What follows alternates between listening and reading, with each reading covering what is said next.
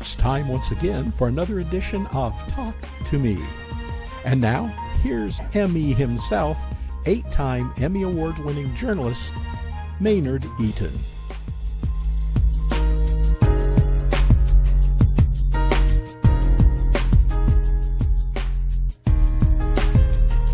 Hello, my friends, and welcome to Talk to Me. We're taping this show today on Friday, January 15th, the birthday of Martin Luther King Jr. And joining me is Congressman Kwanza Hall, a son of the Civil Rights Movement. Congressman, welcome to our show again. But what does this mean to you? Again, you grew up in the Civil Rights Movement. Your father was a major player. Yeah, well, thank you, Maynard. Thank you for having me. And, this is one of those days when we begin to sing happy birthday to one of the world's greatest nonviolent change agents, strategists for change and peace and reconciliation, the late, great Dr. Martin Luther King Jr. As a child of one of Dr. King's loyal lieutenants, my father, Leon Hall, served on his staff from 1963 to 1968. I feel truly blessed to stand instead and to be carrying the baton forward as a third generation, freedom fighter in my family, fighting for what's right, what's good, regardless of where I might work or where I might serve. Still, that is something that's in my DNA. And the events of last week, of course, caused all of us to have serious pause about the reality that we know has really not gone away in this country, that is finally being exposed at its root, and it emanates directly from the DNA of America, how it was founded. And we saw in the last election that 50% of America still wants to be what America has always been, to people of color, to people who've been disenfranchised, people who've been marginalized, on our backs, on our necks, and trying to choke us out. And there's another 50% of the country who wants to see the country go in a new direction. And I know Dr. King, my father, Congressman John Lewis, Reverend C.T. Vivian, Reverend Joseph Lowry, and so many others are watching intently from heaven to see what this generation is going to do, especially the generation younger than me, the millennials, to take this snake, this monster by the head, and finally chop it off so that we can have the true idea of the dream that Dr. King spoke about in this country. Congressman Hall, you won a runoff to fill the seat of Congressman John Lewis against Dr. Robert Franklin. Spent maybe a month there in Congress. What was it like? What did you glean from it? What did you bring to the table during that short but positive period of time? Great question. So this was one of the most consequential times in the United States history under a period which is called usually the lame duck session. This is the period when a president is on his way out and they don't have a lot that they can do, and you go on holiday break and nothing happens. Well, to the contrary, this go round, and I'll give you some of the numbers. We're still debating what the numbers are, but somewhere between 30 and 33 days in office. For me personally, in my office, we dealt with 140 plus constituent related matters. We did 2 live telephone town halls, which had almost 4,000 people in the district.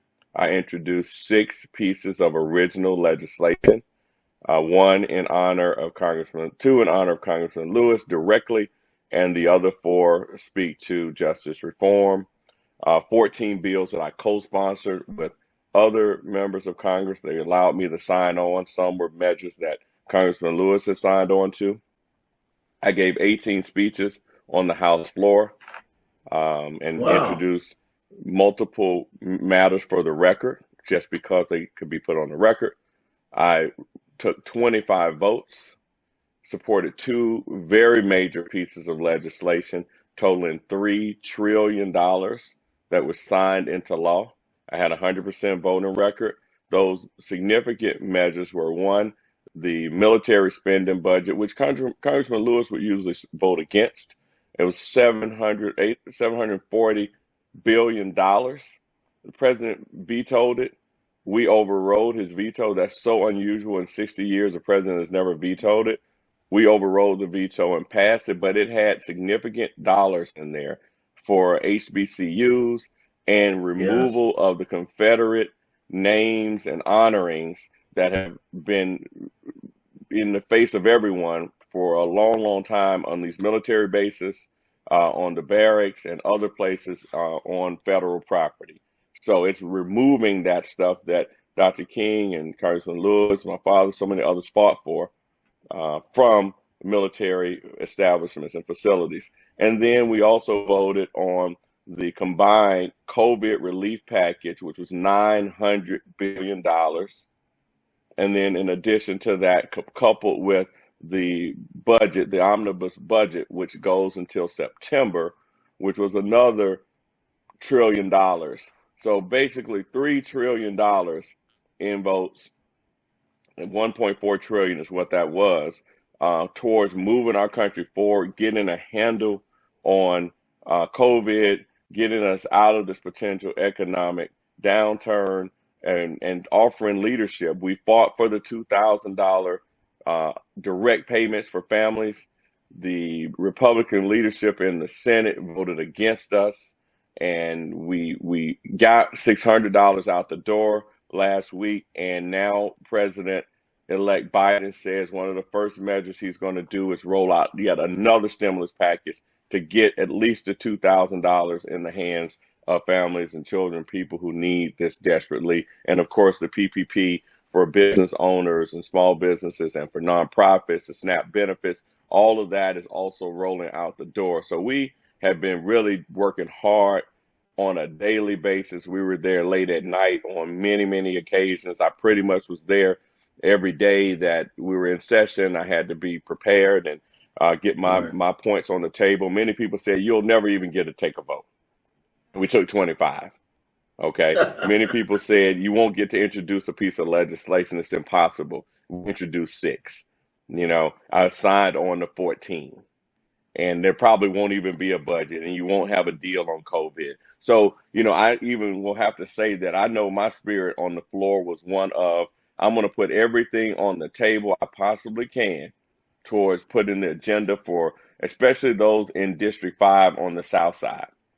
I spoke about Camilton Road, about Old National Highway, about Fulton Industrial, Martin Luther King Drive, the parts of our city and our region that don't get the love and support that you often see on the north side and on the east side. And I wanted to raise the caliber of conversation around justice reform, expunging the records of all those individuals who've been impacted by the war on drugs, the 1994 crime bill. There's almost 3 million people potentially who have not had their records expunged or are currently incarcerated for nonviolent offenses. During slavery, there was only 700,000 slaves, but we have 2 to 3 million people whose lives have been impacted negatively. Can't get the job they want, can't start the business, can't get a liquor license. A lot of things you can't do because you've been robbed of this. And I've fought to put multiple measures in. You can't vote instantly when you come out. We have to change these things. So I put those on the table because I think that was in the vein of Congressman Lewis. One other piece of legislation I introduced was to require any state or local government that receives federal funding to count their absentee and walk-in early votes before the election day, so that we don't have this post-election debacle like we had before. And I did that in honor of Congressman Lewis. It's named for him, and one of my colleagues signed on to it, so she's going to pick it up and keep it going, Sheila Jackson Lee from Texas. So we have some great things that we were able to work on. I got to meet and interact with many of the most significant players in national politics in our country. All were very committed and welcoming of me. Even the Republican leadership welcomed me. And I just went there to do the job that y'all elected me to go and do. even though some of your detractors or political foes said out loud this was mostly a ceremonial sort of election, if you will.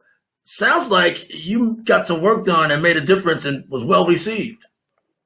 Absolutely. And I'll have to say, when everybody started running the numbers, and I always said this during the campaign season, as we were looking at the November election and looking at January, the highest turnout area is going to be Congressional District 5. So why would Yeah, we ignore the race that everybody said was going to be a nothing and irrelevant race when if this is where your base votes are?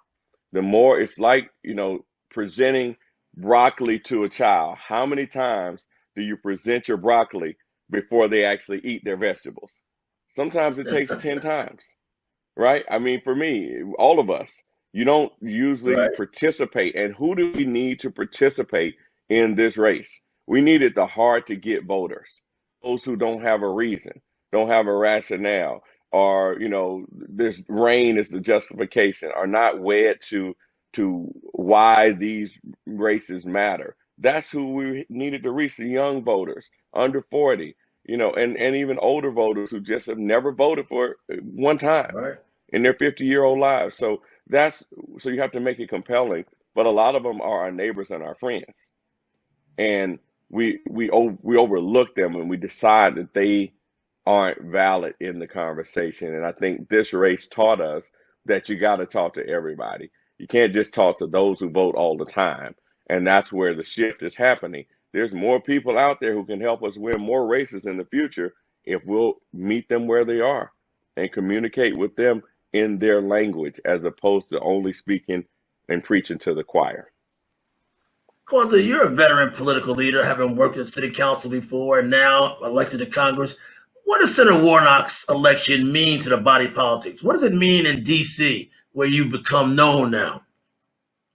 Well, Does I it say think, something? Senator, yeah, I think, it's a phenomenal statement for Senator Warnock and John Ossoff that Yeah. relatively young men have stepped into a new era of politics, a new era in Georgia politics, a new era for Democrats in one of the toughest states that has been hardest to crack for quite some time since Governor Barnes lost. And so there's a shift happening, and I think still the um, the the look back has to be done. We've got to do an analysis of what actually happened, and I don't think all the facts and numbers are out there yet. But definitely, there's some magic in this. There's a secret sauce that we've got to figure out how to replicate.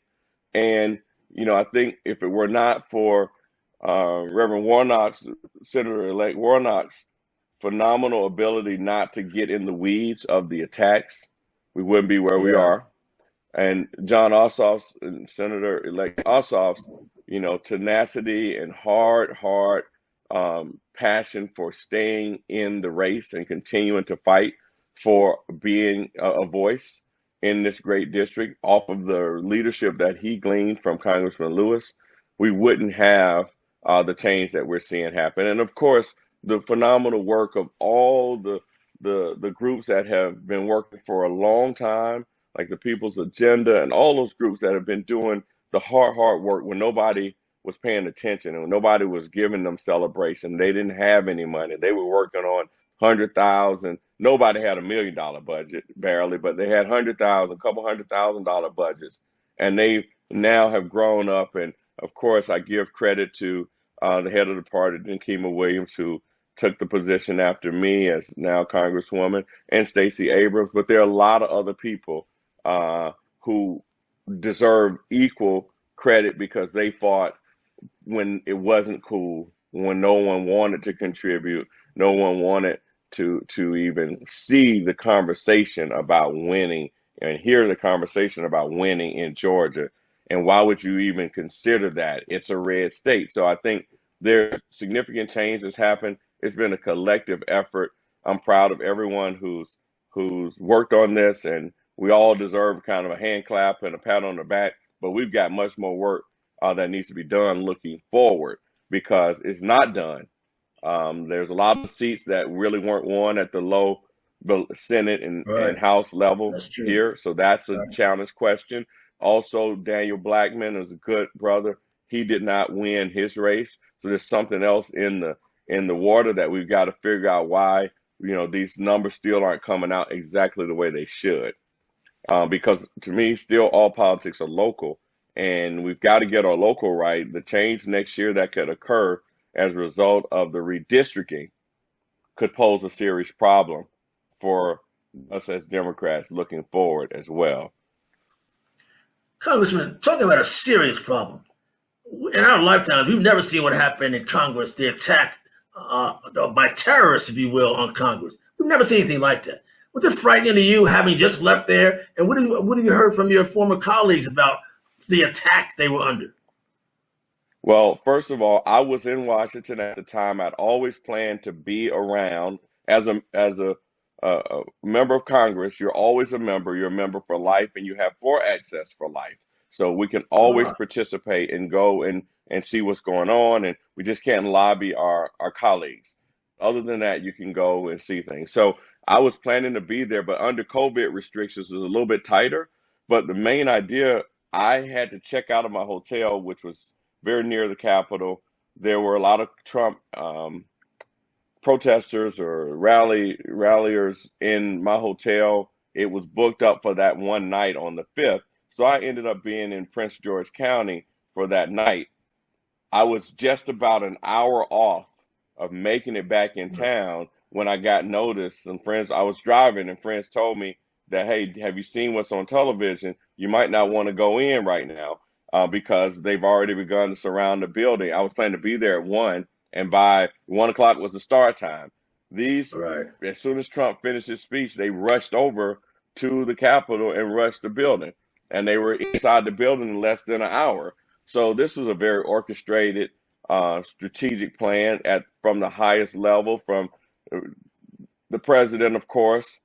The vice president didn't know it. He didn't believe it because the security was the most lax security from the perspective of they did a yeoman's task of getting a handle on it. But when the vice president's in the building, it seems like everybody would be on a triple alert, Secret Service and all those other agencies, other than Capitol Police and other than the Sergeant at Arms from both of the houses. So that's really upper chamber, lower chamber. So I think that's the part of it that raises some eyebrows. And then you had members of the Senate and members of the lower chamber walking these insurrectionists around the Capitol the day before, pointing out where to go. There's some secret rooms in the building that if you don't know these rooms, you would never know that what's in there, and you wouldn't know how to find particular leaders. And it's even hard when you have all the map of the building because they all look the same. So it's very confusing to figure it out. And in mayhem, how do you know exactly where to go if you didn't have a map and you didn't have directions? Okay. Inside job, they went with an inside job, maybe? Yeah, absolutely. There's a lot of conspiracy in this. And then, of course, the chance and the desire to go and grab Mike Pence and to go and grab Nancy Pelosi, the gallows, the hangman's noose, and the zip ties.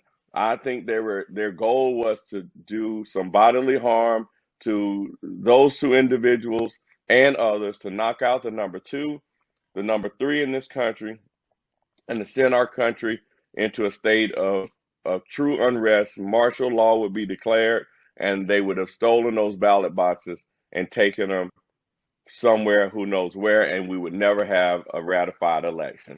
That was the goal. Some people were just a part of the crowd, but I think the objective, this is my opinion, but the goal was to try to disrupt everything truly and to cause bodily harm to people. And everyone who's touched this on that side, wherever they are, needs to be prosecuted to the fullest extent of the law, as you would do with any other situation. This level of treason must be dealt with justly, swiftly, and justice has to be served for all those lives that were lost, all the injuries that were caused, and the embarrassment that this is placed on this American dream that we say we all live for, this great democracy. It's finally exposing who it really is and who and what it stands for. And it stands for, in at least part, the continuation of white supremacy. And that's what we saw here, raise this ugly head Right. clearly and decisively in this last moment last week. Alarming at the very least. But what do you say should happen to President Trump? He has to be prosecuted. It's unfortunate that he's placed himself, he's become so compromised, but he's gone over the line. And whether it's him or others around him or collective, he stepped beyond when he used his power. It's like RICO. You don't have to touch the paraphernalia, the drugs, or you don't have to kill the person yourself. If you say go do it, if you order it or you direct it, you are responsible. In the same case, he told these people to go seize the Capitol, to capture that building and to capture those people, to go get them. What else do you need to hear? And they did it. He directed Congressman, it. you grew And he up. went to a bunker. He went to a Right, bunker right. afterwards in preparation for You something else happening. you grew up watching Dr. King behind my shoulder, your dad, others, Reverend Abernathy behind my back here. When they gave a speech and said they were going to lead a march, they got down off the podium and went to the front and led the march, right? What did our president do? Well, I mean, typically generals who are on the battlefield lead the Right, battle corps, right. lead their armies. He went to hide out in the bunker and had a party, celebrating the loss of life and the attack on the capital that he supposed to stand for and support in leadership of. It's a travesty that leadership of this country has devolved to such a low level, but it means now it's time to rebuild, to pick ourselves back up and offer new, inclusive, definitely more diverse leadership. Black hands built that Capitol, built the White House, That's true. slaves. And we've got to have equity, a true stake in every aspect of promise and prosperity in this country. It's due us in a way that's not due anyone else. And that must be made correct in this country. I've called it, financial restorative justice. It's got to have a financial component to it. That's the only way it's truly just. You left Washington with what sort of spirit? Despondent, hopeful, about where we're headed? I mean, you're home now, but your spirit, your heart, your head is still in Washington politics. What's the spirit you left there with? Well, I left with a spirit of still commitment and hope because the devil's dying, if you will, is the way it's said. And although we've seen a challenge, this is when, the cream rises to the top. This is when Yeah. leaders must lead. In these moments, you stand up. You don't sit down, you don't fall back. I'm going back. I'm going to the inauguration. I'm going to the inauguration because there's no way on earth that we can allow this evil to turn us around. That's what those freedom songs were about. When they come at you, that's when you got to stand up. You got to have even more courage. That's the truth. We ain't gonna let nobody turn me around, right? That's the point that this country has. We're not going backwards in this country. We're gonna press forward. We need to go ahead and accelerate. In the first 100 days, I'm telling you, President-elect Biden and Vice President-elect Harris need to change so many things for the good. They need to expunge those records. They need to do some things around supporting families and children in a way they never have before. This is the time to do it. This is a moment. When you get a moment like this, you got to seize it because Right. everybody expects it to happen. There's no one who will complain about trying to get a little closer to right because we know in 100 days you won't get it all right, but at least do some things that can never be taken back from us. That's what this moment is about. And I think we've got to seize it and run with it. It's so interesting to hear you say, "Don't let nobody turn us around" on Martin Luther King Jr.'s birthday. And as much as you heard that growing up, am I right? You heard that almost Yes, every day, I yes, imagine. yes. Yes, yes, yes. And the other great song is, this little light of mine. We're gonna let it shine. We need to now turn it up. Don't turn down. And it's not necessarily. And we saw the double standard. And when I heard President-elect Biden say, this double standard, it made me think, well, we need a double portion of Yeah. restorative financial justice because we've had to live with this, not just through my life, but through your life and your parents' life, our great Right. grandparents' lives. They all had to endure this for more than 100 years, several hundred years. We've endured this same double, triple standard on our backs, on everyone else's watch.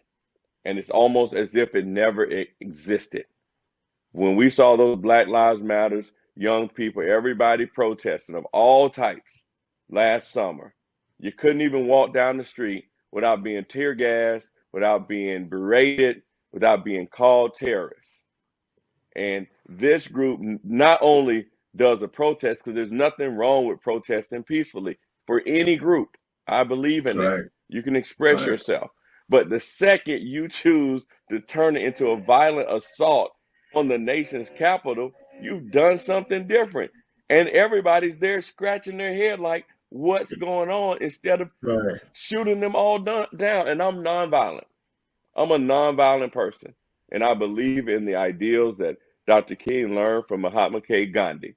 But in this particular instance, these were threats to the lives of hundreds, if not thousands, of people who were in those buildings. And you don't have a military, and we didn't spend $740 billion on military for no one to stand up and protect the lives. There's something wrong with that. Right. But it shows the blatant, obvious racial, not undertones, but overtone that exists in Right. this country for people to be allowed to just walk through the gate and berate and beat up officers and to knock on doors, break glasses, and saying they're going to go kill Pence, Vice President Pence. Where is Nancy Pelosi? Let's lynch her. How is this square Right. to even be allowed to? They shouldn't even be allowed. I mean, we've seen brothers who haven't done anything taken to jail, Right. don't even get tried in jail. They get taken out of the jail and lynched by mobs that look the same as that Right. group. How many instances of that have we seen? So it's real, and the reckoning has to happen. And I'll continue to be a voice on this. We got to get stronger in this country. I'm focused on being a part of the conversation.